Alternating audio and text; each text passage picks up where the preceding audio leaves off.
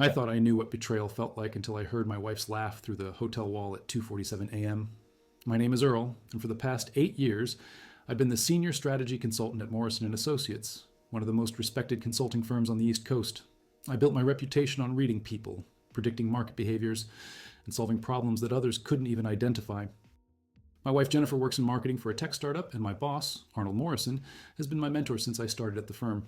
We were supposed to be celebrating our 5th wedding anniversary on this business trip to Chicago, combining work with pleasure like we'd done so many times before. The irony wasn't lost on me that I was in Chicago to present a merger strategy that would reshape 2 companies, while my own life was about to be torn apart by information I never wanted to possess. I had returned to my hotel room earlier than expected. The client dinner ended abruptly when their CEO received an emergency call, and instead of hitting the hotel bar with Arnold like we usually did, I decided to surprise Jennifer with room service and champagne. She had been tired from her own meetings that day, claiming she needed an early night. I was actually looking forward to some quiet time together, maybe watching a movie, talking about our future like we used to. The adjoining rooms should have been a romantic touch. Arnold had booked them that way, saying it would be convenient for our early morning strategy session. Jennifer and I were in 1247, Arnold in 1249. The walls were thinner than they appeared. I was setting up the champagne when I heard it, her laugh. Not the polite social laugh she used at work events, but the genuine, unguarded laugh I thought was reserved for me. It was coming from the other side of the wall, from Arnold's room. I stood there for what felt like hours, but was probably only seconds, champagne bottle halfway to the ice bucket, trying to process what I was hearing. Maybe they were just talking. Maybe Arnold had called her to discuss something about tomorrow's presentation. Maybe there was a perfectly innocent explanation for why my wife was in my boss's hotel room at nearly 3 a.m. while I was supposed to be at dinner. Then I heard Arnold's voice, low and intimate, saying her name in a way that made my stomach drop. "Jennifer, you know this changes everything." Her response was barely audible, but I caught enough. "I know, I've been thinking about this for months. About us." I set the champagne down carefully, my hands steadier than they had any right to be. My mind immediately shifted into the same analytical mode I used for client problems. Assess the situation. Gather information. Don't react emotionally. Make decisions based on facts, not feelings. I moved closer to the wall, not because I wanted to hear more, but because I needed to understand the scope of what I was dealing with. This wasn't just about my marriage anymore. This was about my career, my future, everything I had built over the past 8 years. The conversation continued for another 20 minutes. I learned that this had been going on for 3 months. I learned that they had been planning this trip as an opportunity to figure things out. I learned that Arnold had been considering promoting me to partner, specifically because it would give him more access to Jennifer at company events. I learned that my wife had been lying to me with the same skill I used to present strategies to Fortune 500 companies. When their voices finally faded, and I heard the unmistakable sound of Jennifer's key card in our door, I was already in bed, eyes closed, breathing steady. She slipped in quietly, probably thinking she was being considerate of my sleep. She even kissed my forehead gently before settling in beside me. I lay there in the dark, staring at the ceiling, my mind already working through possibilities. I could confront them both tomorrow. I could file for divorce. I could quit my job and start over somewhere else. I could make a scene and destroy both their reputations. Or I could do what I do best. I could strategize. By morning, I had made my decision. I wasn't going to react like a betrayed husband. I was going to respond like the strategic consultant I had trained to be for 8 years. I was going to treat this like any other problem that needed solving. And I was going to solve it in a way that gave me complete control over the outcome. Arnold and Jennifer had no idea that they had just handed me the most powerful information I could ever possess. They thought they were planning their future together. What they didn't realize is that they had just given me the tools to design it for them. If you want to see how I turned their betrayal into their downfall, make sure to subscribe. Trust me, you won't want to miss what happens next. The next morning, I woke up before my alarm and watched Jennifer sleep for exactly 7 minutes. Not because I was sentimental, but because I was studying her. The way her breathing changed when she was truly asleep versus when she was pretending. The micro-expressions that crossed her face when she thought no one was watching. I was cataloging everything, building a psychological profile of my own wife like she was a hostile acquisition target. She stirred at 6:30, exactly when her internal clock usually woke her. "Morning, honey," she said, stretching and giving me that same smile she'd worn for 5 years of marriage. "How was dinner last night? You were so quiet when you came in." "Client had an emergency. We wrapped up early." I kept my voice neutral, watching her face for any tell. "How was your evening? You were already asleep when I got back." "Oh, you know me. Crashed hard after those meetings. I think I was out by 10. She said it so naturally, so convincingly, that for a split second I wondered if I had imagined everything. But I hadn't. I had the timeline memorized down to the minute. Jennifer had left Arnold's room at 3:12 a.m. She had entered our room at 3:17 a.m. She had been awake and active for over 5 hours after her supposed 10 p.m. bedtime, and she was lying about it with the same casual ease she used to tell me she loved me. That's good. You needed the rest. I kissed her forehead, the same spot she had kissed mine while I pretended to sleep. I should get ready for the morning session with Arnold. At breakfast, Arnold was his usual self, confident, charismatic, treating me like the protege he'd been grooming for partnership. Earl, I've been thinking about our conversation last week regarding the Henderson account. I think you're ready to take lead on something that significant. I nodded, cutting my eggs with surgical precision. I appreciate the confidence, though I have to ask, what changed your mind? Last month you said I needed another year of experience before handling a client that size. For just a fraction of a second, Arnold's smile faltered. Well, you know how it is. Sometimes circumstances change our perspective on timing. Circumstances, like sleeping with my wife and needing to keep me happy and distracted while they figured out their next move. I'm grateful for the opportunity, I said, maintaining eye contact. I won't let you down. I know you won't. That's why I've always believed in you, Earl. You're like family to me. Family? The word hung in the air between us like a challenge. Arnold had no idea how accurate that statement was about to become, just not in the way he intended. The client presentation went flawlessly. I delivered the merger strategy with the same cold precision I was now applying to my personal life. While Arnold handled the relationship management, I focused on the technical details, the financial projections, the risk assessments. I was in my element, and I could see Arnold watching me with what I now recognized wasn't just professional pride. It was calculation. He was evaluating how to manage me, how to keep me satisfied and unaware while he dismantled my life. During the lunch break, I excused myself and made 3 phone calls. The first was to Marcus Chen, a headhunter who specialized in executive placements. The second was to my lawyer, James Rodriguez, who handled corporate contracts but also had extensive experience in family law. The third was to my college roommate, David Kim, who now worked in private investigation. David, I need a favor, completely confidential. I need you to run a background check on someone, and I need you to monitor some digital communications. Can you do that without it being traced back to me? Earl, what kind of trouble are you in? The kind where I need to be absolutely certain about some facts before I make any major decisions. Can you help me or not? Send me the details. I'll have preliminary information by tomorrow. By the time I returned to the conference room, I had set 3 different contingency plans in motion. Arnold and Jennifer thought they were playing chess while I was playing checkers. They had no idea I was actually playing a completely different game. The afternoon session revealed something interesting. Arnold kept checking his phone, and each time he did, he would glance at me with what I was beginning to recognize as guilt mixed with anticipation. Jennifer was texting someone frequently, which was unusual for her during my work trips. She typically respected my professional time and kept personal communication to a minimum. At 4 p.m., Arnold suggested we wrap up early. The client seems satisfied with our proposal. Why don't we celebrate? There's a great steakhouse downtown. Jennifer, you should join us. Jennifer's face lit up with what appeared to be genuine surprise. Really? I don't want to intrude on your work celebration? Nonsense, Arnold said, his hand briefly touching her shoulder in what anyone else would consider a friendly gesture. You're part of the team. Besides, Earl's been working so hard lately, he deserves to have his beautiful wife with him. I watched this performance with the detached interest of an anthropologist studying mating rituals. They were good. They had clearly discussed this scenario and rehearsed their responses. Arnold was establishing plausible reasons to spend time with Jennifer in my presence, normalizing their interaction. Jennifer was playing the reluctant but pleased wife, grateful to be included, but not overeager. That sounds wonderful, I said. Jennifer, you should definitely join us. It's not often we get to mix business with pleasure like this.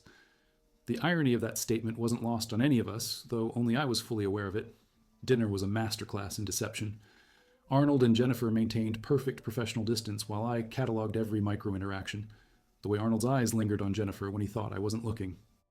The way Jennifer laughed just a beat too long at Arnold's jokes. The way they both seemed hyper-aware of each other's presence while pretending to focus entirely on me and the business discussion. I played my part perfectly. The successful consultant, proud of his work, grateful to his mentor, in love with his wife. I asked Arnold about his weekend plans. I complimented Jennifer on her new haircut. I suggested we should do this more often, the 3 of us spending time together. Actually, I said, cutting into my steak with deliberate precision, I've been thinking about something. Arnold, you've been talking about expanding the firm's digital marketing capabilities. Jennifer has incredible experience in that area. Maybe we should explore some kind of consulting arrangement. Jennifer nearly choked on her wine. Arnold's fork paused halfway to his mouth. That's an interesting idea, Arnold said carefully, though mixing business with family can be complicated. Can it? I asked, my voice perfectly innocent. I think it depends on how professional everyone can be. Jennifer, what do you think? Would you be interested in working more closely with Arnold and the firm? Jennifer's smile was strained.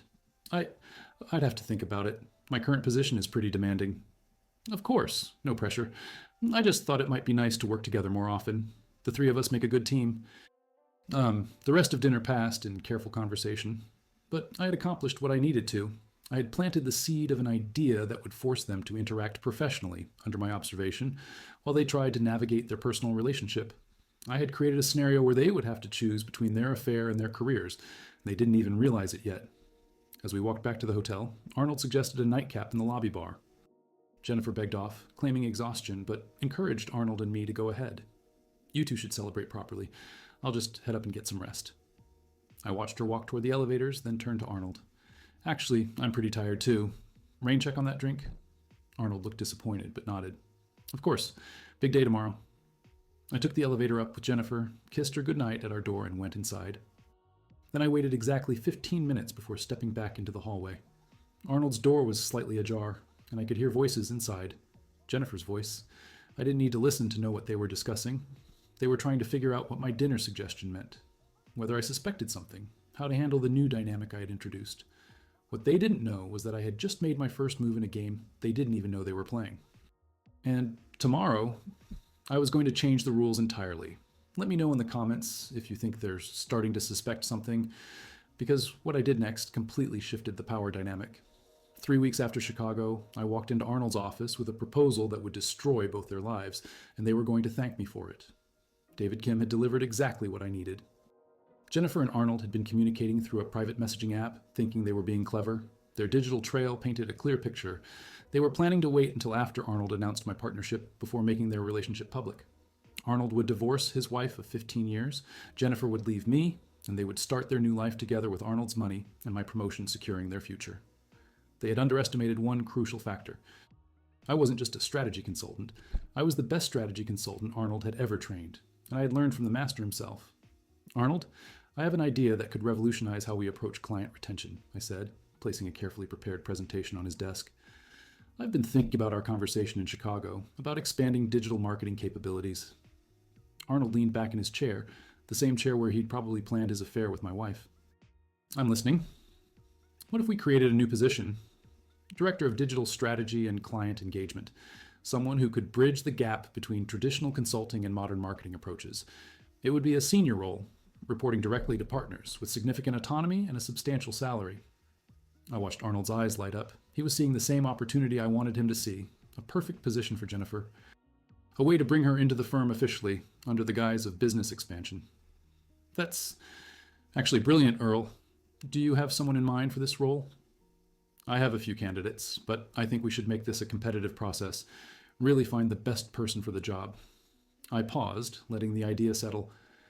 I was thinking we could post it externally, but also encourage internal referrals. You know, see if any of our consultants know qualified candidates. Arnold nodded slowly. A competitive process would certainly ensure we get the right person. Exactly. And I think the interview process should be rigorous, multiple rounds, practical assessments, maybe even a presentation to the full partnership. We want someone who can handle pressure and deliver results under scrutiny.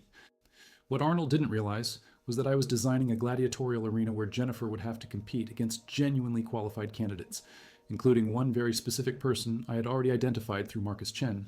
Someone who would make Jennifer's inadequacies glaringly obvious to everyone, including Arnold. I love it, Arnold said. Draft up a formal proposal.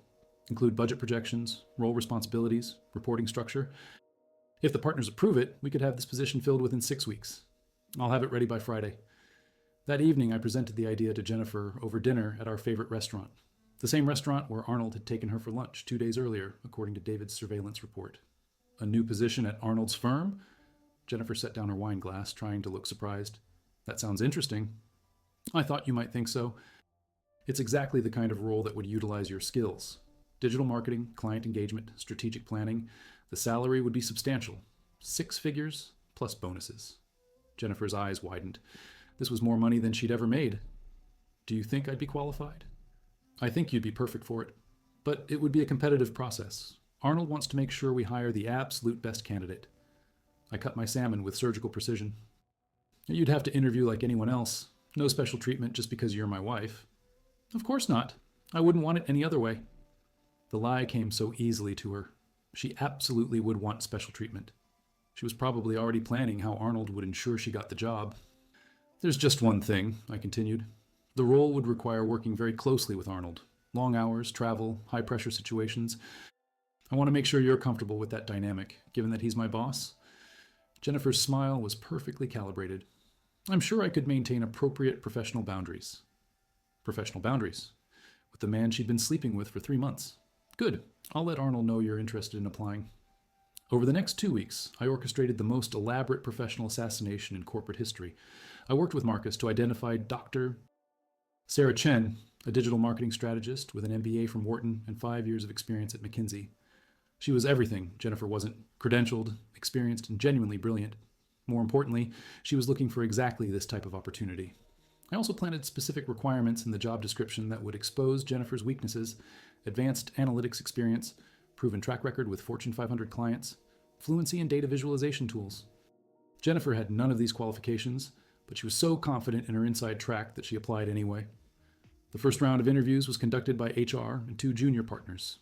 Jennifer made it through, but barely. Her lack of technical knowledge was obvious to anyone paying attention. Dr. Chen, meanwhile, was flawless. Arnold was starting to look nervous. He pulled me aside after the first round results were announced. Earl, I have to ask, are you sure Jennifer is ready for this level of responsibility? Her interview feedback was mixed. I looked at him with perfect concern. Really? I thought she'd do well. Maybe she was just nervous. You know how it is, interviewing at your spouse's company. There's extra pressure. Maybe we should consider whether this is the right fit. Arnold, I appreciate you looking out for Jennifer, but I think she deserves a fair shot. If she's not qualified, the process will reveal that. But if she is, I don't want her to lose the opportunity because of our personal relationship. Arnold was trapped. He couldn't advocate too strongly for Jennifer without raising suspicions, but he also couldn't sabotage her without destroying their relationship. He was watching his carefully laid plans crumble in real time. The second round was a presentation to the full partnership. Jennifer spent days preparing, probably with Arnold's secret help, Dr. Chen spent the same time, but with the confidence of someone who actually knew what she was talking about. I sat in the back of the conference room watching Jennifer present her vision for digital client engagement. She was polished, professional, and completely out of her depth. When the partners asked technical questions, she fumbled.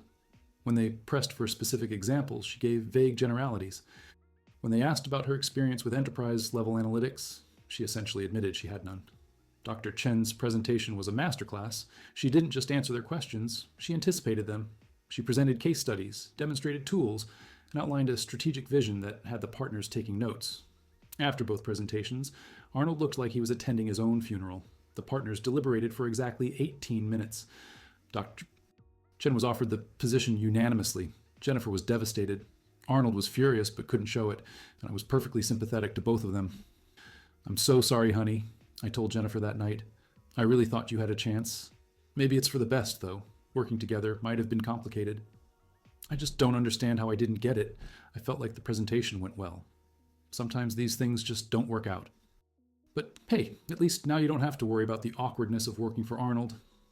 Arnold's reaction was more subtle, but equally satisfying. He started avoiding me, clearly struggling with the cognitive dissonance of his situation. He had lost his chance to bring Jennifer into the firm officially, but he couldn't express his disappointment without revealing his true motivations. More importantly, Jennifer was starting to question Arnold's influence and power. If he couldn't even help her get a job at his own firm, what kind of future could he really offer her? The cracks in their relationship were beginning to show, and I hadn't even played my final card yet. 2 days after Dr. Chen started her new position, I scheduled a meeting with Arnold to discuss my partnership timeline. What he didn't know was that I had also scheduled a meeting with the managing partner for the same afternoon, and I was about to present him with information that would change everything. Drop a comment if you think Arnold is starting to realize he's been outplayed, because what happened in that meeting room was about to end both their careers. The managing partner's office had floor-to-ceiling windows that overlooked the city. I sat across from Robert Hartwell, the man who had built Morrison & Associates from a 3-person startup into a consulting powerhouse, and placed a manila folder on his mahogany desk. Robert, I need to discuss something sensitive with you. It concerns Arnold, and it concerns the integrity of the firm. Hartwell leaned forward. In 30 years of business, he had developed an instinct for when someone was about to deliver information that would change everything. I have evidence that Arnold has been engaging in behavior that violates our ethics policies and potentially exposes the firm to significant liability. I opened the folder and removed David Kim's investigation report. He's been having an affair with my wife, and he's been using his position to influence business decisions based on personal relationships rather than professional merit. Hartwell's face remained impassive as he reviewed the documentation. Phone records, hotel receipts, digital communications, timeline analysis, everything presented with the same clinical precision I used for client deliverables. Earl, I have to ask, why are you bringing this to me instead of handling it personally? Because Arnold isn't just my boss. He's a partner in this firm, and his actions affect everyone here. The affair is my personal problem. The ethics violations are the firm's problem. I paused, letting that distinction settle. I have also discovered that he attempted to manipulate the hiring process for the new director position to benefit Jennifer. That's a direct violation of our merit-based hiring policies. Do you have evidence of that? I produced a second set of documents, email communications between Arnold and HR that David had uncovered, showing Arnold's attempts to influence Jennifer's application review. Meeting notes where Arnold had tried to steer the conversation away from Jennifer's obvious qualifications gaps. A paper trail of professional misconduct that would be impossible to explain away. Robert, I want to be clear about something. I'm not here seeking revenge. I'm here because I believe in what this firm represents, and I won't watch it be compromised by someone who puts personal interests above professional integrity. Hartwell studied me for a long moment. What outcome are you seeking? I want Arnold removed from his position. I want a formal investigation into any other decisions he may have influenced inappropriately. And I want assurance that this firm's reputation won't be damaged by association with his conduct. And your wife? My wife is no longer my concern. She made her choice. I'm making mine. Hartwell closed the folder. I'll need to discuss this with the other managing partners. This is significant. I understand. I'll be available for any questions or additional information you need. I left Hartwell's office and returned to my desk, where I found Arnold waiting for me. His face was pale, his usual confidence replaced by something that looked like panic. Earl, we need to talk. Privately. We walked to the empty conference room where, just weeks earlier, Jennifer had failed her presentation. Arnold closed the door and turned to face me. I know what you're thinking, and I can explain everything. Can you? I sat down calmly, folding my hands on the table. Please, explain away 3 months of lying, manipulation, and betrayal. I'm genuinely curious how you plan to do that. Arnold's composure cracked. How long have you known? Chicago? The hotel walls were thinner than you thought? Jesus, Earl, I never meant for this to happen. It just developed. Jennifer and I, we connected on a level that... Stop. My voice was quiet but absolute. Don't insult my intelligence by pretending this was some romantic accident. You planned this. You orchestrated opportunities to be alone with her. You used your position and your relationship with me to manipulate her into a situation where she felt she had to choose between her marriage and her future. Arnold sat down heavily. What do you want? I don't want anything from you, Arnold. I've already taken what I needed. What does that mean? It means that 20 minutes ago, I provided Robert Hartwell with comprehensive documentation of your ethics violations, your attempts to manipulate hiring decisions, and your complete failure to maintain professional boundaries. It means that by tomorrow morning, you'll be facing a formal investigation that will end your career at this firm. The color drained from Arnold's face. Earl, please, we can work this out. I'll end things with Jennifer. I'll recommend you for immediate partnership. I'll do whatever you want. You still don't understand, do you? I stood up, straightening my tie. This isn't about what I want. This is about consequences. You made choices, Arnold. Now you get to live with them. You're destroying my life over a woman who doesn't even love you anymore. So, I looked at him for a long moment, this man who had mentored me, who had taught me everything I knew about strategy and manipulation, who had used those same skills to systematically dismantle my marriage. No, Arnold, I'm not destroying your life over Jennifer. I'm destroying your life because you thought you could destroy mine without consequences. You forgot the most important lesson you ever taught me. Always think 3 moves ahead. I left him sitting in that conference room and walked back to my office. My phone was already ringing. Jennifer. Earl, I just got a call from Arnold. He sounded upset. He said something about you knowing about us and that I should call you immediately. What's going on? Come home, Jennifer. We need to talk. She was waiting in our living room when I arrived, still wearing the professional outfit she'd bought for her failed interview. She looked smaller somehow, diminished by the weight of secrets that were no longer secret. How long have you known? She asked. Long enough. Are you going to divorce me? I poured myself a scotch, the same brand Arnold and I used to share after successful client presentations. Jennifer, our marriage ended 3 months ago in a Chicago hotel room. We just haven't made it official yet. Earl, please. I know I made a mistake, but we can work through this. I love you. No, you don't. You love the idea of security I represented. You love the lifestyle my career provided. You love the social status of being married to a successful consultant. But you don't love me. If you did, you wouldn't have spent 3 months planning your exit strategy with my boss. She started crying, but I felt nothing. The man who would have been devastated by her tears had died in that hotel room. The man standing in our living room was someone else entirely. What happens now? She asked. Now you pack your things and you leave. Arnold won't be able to help you anymore. His career is over. Whatever future you thought you were building with him just evaporated. You're on your own. Where am I supposed to go? That's not my problem to solve anymore. She left that night, taking only what she could fit in 2 suitcases. I watched from the window as she loaded her car, probably calling Arnold, probably discovering that his phone was going straight to voicemail. The next morning, I received a call from Robert Hartwell. Arnold had been placed on administrative leave pending a full investigation. The other partners had voted unanimously to begin termination proceedings. His 20-year career at Morrison & Associates was over. Jennifer filed for divorce 2 weeks later. I didn't contest it. I gave her half of our assets, as required by law, but kept the house, the investments, and most importantly, my reputation intact. Arnold tried to start his own consulting firm, but word travels fast in our industry. No one wanted to work with someone who had been terminated for ethics violations. Last I heard, he was selling insurance in a different state. Jennifer moved back in with her parents. Her LinkedIn profile still lists her as seeking new opportunities in digital marketing. But companies tend to avoid hiring people whose previous employment ended in scandal. 6 months later, I was promoted to partner. Not because Arnold recommended me, but because I had proven myself capable of handling complex situations with strategic precision and unwavering integrity. The other partners respected how I had handled the situation, putting the firm's interests above my personal feelings. Dr. Sarah Chen turned out to be everything I had hoped. Her work revolutionized our client engagement strategies, and she became one of our most valuable assets. Sometimes I wonder if she knows the real reason she was hired, but it doesn't matter. She earned her position through merit, which is exactly how it should be. I still live in the same house, but I've redecorated. Removed the photos, changed the furniture, painted the walls. It's not the same space where Jennifer and I built our life together. It's something new, something that belongs entirely to me. People ask if I'm dating anyone, if I'm ready to move on, if I've forgiven Jennifer and Arnold. They don't understand that forgiveness implies I was a victim, and victims don't systematically dismantle their enemies' lives with surgical precision. I wasn't a victim. I was a strategist who discovered he was playing against amateurs. Last week, I received a LinkedIn message from Jennifer. She wanted to meet for coffee, to talk about closure, and moving forward as friends. I deleted it without responding. Some games end with reconciliation, others end with total victory. I chose victory.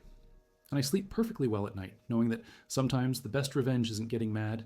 It's getting even with interest, compounded daily, until your enemies destroy themselves trying to escape the trap they never saw coming. If this story taught you anything about the power of strategic thinking, hit that like button. Because sometimes the quiet ones aren't planning their next move. They're planning your last one.